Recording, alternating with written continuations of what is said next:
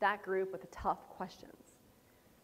And if that group isn't committed, boy, when we think about that concept of creating a movement, that whole group is stalled, right? Because the manager isn't on board. So when you think about leaders, and you think about this change curve, and if you've got leaders on the left-hand side, that should be highly concerning, right? Because they are likely influencing many more people behind them, naturally because of their position.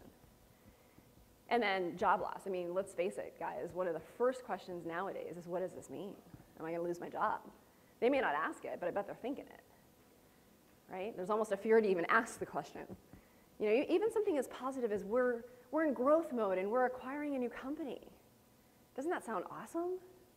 It can be really scary, because what that means is there's probably duplicative work, right? Like there's probably another me over there, right? Right? Well, can they afford both of us, right? So job loss, I think, is an important one to recognize up front. I've been in consulting for many years, and one of the first questions I'll ask when called in to do a change effort is, will there be job loss? Is there a specific objective, right, by which we're looking to downsize? Right? Is that a potential consequence or outcome of this change? And if I get a yes, right, my risk meter for the work I'm doing high, right, no matter what. So that's real. So let's flip it now to talk about, well, what works, right? What are the biggest contributors to success? And again, I'm a big geek in the space, and I've got more data than I can shake a stick at. This is a study that started in 1998. It's an every other year global best practice study on change management. And what I love about it is the number one contributing factor to success has not changed, nor do I anticipate it will.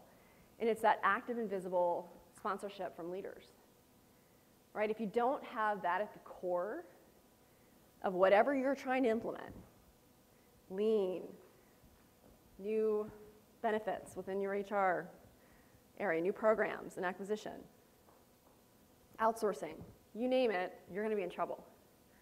If we just look at the most recent survey, which closed last year, the numbers kind of change year to year. There's a new appreciation for the type of work I do, which of course is great.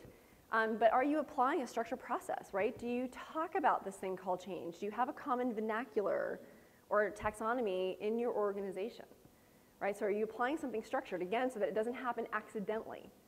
Because it'll happen, and it'll happen the way you don't want it to happen, right? If you kind of don't manage it. And do you have people thinking about it? Do you have people putting plans together? Are there resources kind of proactively thinking, what would it take to get this group through this curve? In my practice, we call them sometimes interventions, right? Which I think is a real snazzy name, a little scary, but how do we really get people to pay attention in today's world? Let me give you an example of an intervention. An IT change accompanied by quite a lot of process change in an insurance company that I worked in. For the first wave, multiple waves, right? The first one was most important, we knew that. I said, how do we really get their attention? How do we really get these folks to grasp? This isn't just an IT project, this is big, right? Their processes are changing from beginning to end. Well, we put them through an interactive fair. We made it fun, right? It's positive psychology. We made it fun. We literally made people spend 2 hours and go booth by booth. The first booth had the leader of the organization talking again about why this is so important, why we're doing this, kind of going back to the strategy.